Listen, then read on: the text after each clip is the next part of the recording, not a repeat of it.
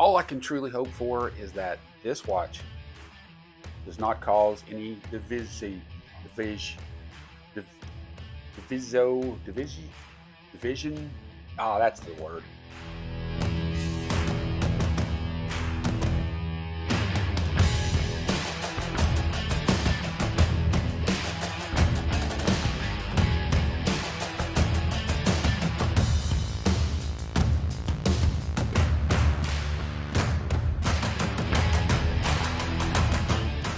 Hey everybody, welcome back to the Humble Horologist. My name's Anthony and I am the Humble Horologist. Thank you very much. Hey, today we're going to be looking at the watch that we did the unboxing of just the other day, the Roebuck Diviso, or Diviso. It's an Italian word, come to find out, that means divide, division, all that stuff. We're going to talk about what it looks like and things like that. We're going to show you that. But I do want to say thank you for watching. Thank you for joining in. Thank you for watching from wherever you are. And know that you are very appreciated, especially as we're getting close to 1,000 subscribers. Now, this watch that we are about to look at in a full review, I want to give you just a little bit of backstory. So don't tune out. Don't go anywhere. Stay right where you are. This watch is a micro brand.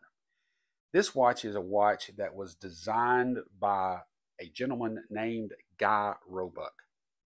He literally, I believe, from an interview I think I saw, took out a mortgage on his house in order to pay for the development and the production and getting to market of this particular watch. And so knowing that, I have a hard time saying anything negative about this watch, but on the other hand, I'm going to be 100% honest in this review. Regardless though, if you have the opportunity and you would like to buy this watch, you can go down below and look at the link and click on that and it'll take you directly to their website. So without any further ado, how about let's get into the first impressions and some details and all that and take a look at a watch. Okay, so here we have the Roebuck Diviso, and we're going to take a closer look at it today, unlike what we did when we just did the unboxing. We're going to look at what makes this watch unique. First impressions when I pulled this out of the box and took a look at it the other day was it's pretty, but I did not know what or how to define it, because there are some things about this watch that doesn't really put it into one particular category. It sort of tries to check off a lot of boxes, but it manages to check off a few and leave some others blank. But what we have is a watch that is a sports watch that is, you can see with the leather band that comes with it, that wants to have a dressy feel, but it's a sports watch that it doesn't do what your typical sports watch does. It has 100 meters of water resistance, but you wouldn't exactly want to wear a leather band in the water with it if you were ever going to do that. And it has an internal rotating bezel or chapter ring, whatever you want to call it, and but it doesn't have a tachometer. It's not a chronograph. So it's not exactly what you would call a racing watch, even though the colors of it, as you can see, are distinctly racing oriented. As a matter of fact, this blue and orange color combination is, you know, right out of the playbook for Gulf racing. As a matter of fact, that was one of the first things I thought when I saw this watch, was that it looked just like the Gulf race cars of days past, like the GT40 Ford that won the 24-hour Le Mans in '68. All right, so, but what makes this watch so unique is not just the color, but the dial and the lugs, the side profile, and the two crowns, and what makes them a little unique. There's So there's several things about this that I want to show you that you might not notice right off the bat. The first thing, let's look. We got a 42 millimeter case with a lug-to-lug of about a little over 49. So it's almost just right in the sweet spot there, right below 50. Although it's 42, I personally think it looks like it's a little bit bigger. It wears, at least it looks bigger. The dial looks bigger simply because the bezel, being an internal bezel, is in the place of the chapter ring, you could say. And the only extra bezel is this carbon fiber-like insert that takes up the edge. So you've got a lot of real estate here that's covered by glass, not a lot of bezel. And the dial itself is special. I'll get to that in just a second. The lug to lug, I said, is around 49. You've got a 22 millimeter lug width, and you've got a thickness of around 12 millimeters thick.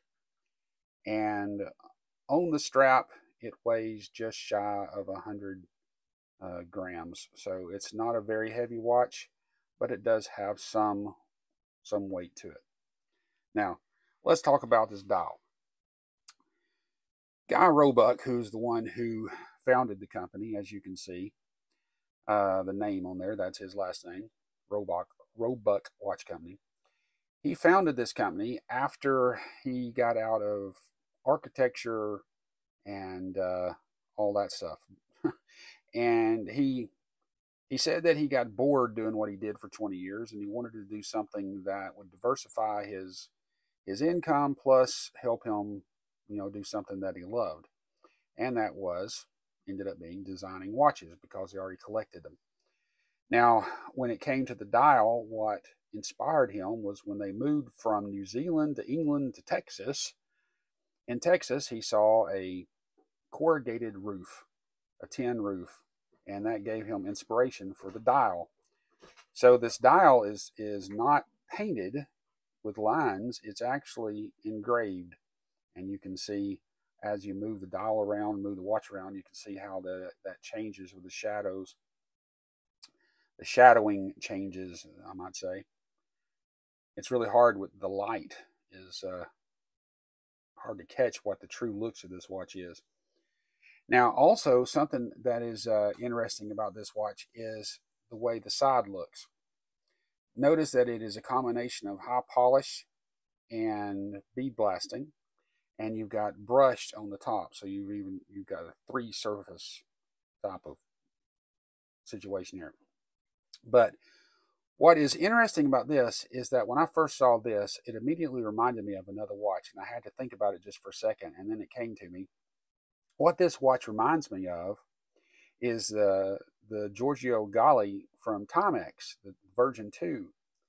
And I don't think that there is too much of a coincidence there, because I think that what the original design of this watch was supposed to be was it was supposed to have hollow lugs. And according to an interview that I saw with Guy Roebuck, he said that when he picked the company to make this watch, he found a good one, but when he submitted the design, that they could not machine the watch the way that he wanted it to, and so he had to compromise with these types of lugs and this type of bead blasted as opposed to polish on the side.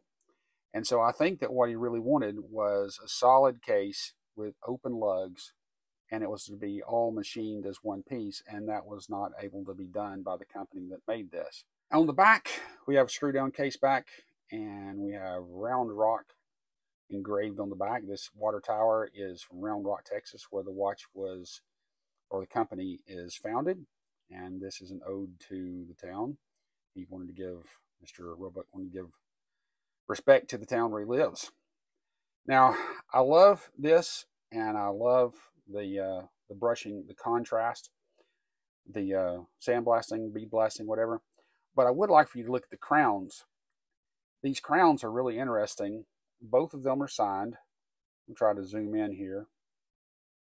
Both of them are signed, and one with the Roebuck emblem, and the other one with TZ. Now, what does TZ stand for? According to Mr. Roebuck, that stands for timing zone, and that is for the rotating bezel. But this is a beautiful dial. It's a well-made watch. And you know, if I was going to buy one, if I was going to, or if I was not, the one thing that I respect about this is that this is the vision of an individual, and he made a watch that made him happy. And if it makes other people happy, that's great. And he incorporated architectural design into it to give it a unique look. I love these crowns. The crowns have got a great grip because they are crafted to match the profile, as you can see, of the watch case. And I think they're actually really pretty. But to grip them is great. This rotating bezel, I can tell you though, if it was really coming down to using it for timing, I wouldn't bet my favorite frozen pizza on it though, because they're just so easy. You just barely touch it and it changes. So I don't know the actual usefulness of it, but it looks nice. Now it comes with leather strap that has quick release pins on it, and it also came with, I'll zoom back out here, leather rally strap that I think probably looks best on it, and it even came with a brown one also. All of them look good, but I think that the rally strap probably fits this watch better than just the basic leather. It would be nice to see it on a bracelet, I think. All right, well, let's talk about the Lume a little bit. We did say that this has BGW9 on it, so let's shine some light on the dial. Woo, that's bright. Ah, check it out. Yeah, it's got some pretty nice lume. I believe that would hold up pretty well. It's not a dive watch again, so we're not expecting as much as, say, on a, well, my Tactical Frog. And now it's time for the Fuego fight. It's time to pit one against the other. The champion Tactical Frog FX in titanium with the Diviso, or Diviso. Not Divisio. I keep saying Divisio. The Roebuck Diviso. Check it out. I'd say we got a good fight going on. But there you go. Retail price on this is a little less than $500, I believe. I might be wrong, but you can see that on the website. I would encourage you to check it out. And if you pick up one, tell them I sent you. I won't get anything out of it, but, you know, hey, it'd be nice to get the recognition. So what do you think? Do you think this is a hit? Do you think this is a winner? Do you think this checked all the boxes or checked at least a few? Would you buy this watch? Would you recommend this watch? More importantly, would you give kudos to the designer and say, make more, and give him some encouragement? If you would, whether you buy the watch or not, how about email them, go to their website, say, hey, good job, Mr. Roebuck. Keep up the good work. And then that way, we can encourage one more micro brand to add to all the others out there that are making a difference and beautifying our horological universe. So in the meantime, if you haven't subscribed, please do so. Like this video if you would, share it with someone, and remember, watches are replaceable, but time is not. So hold on to those things that you cherish the most.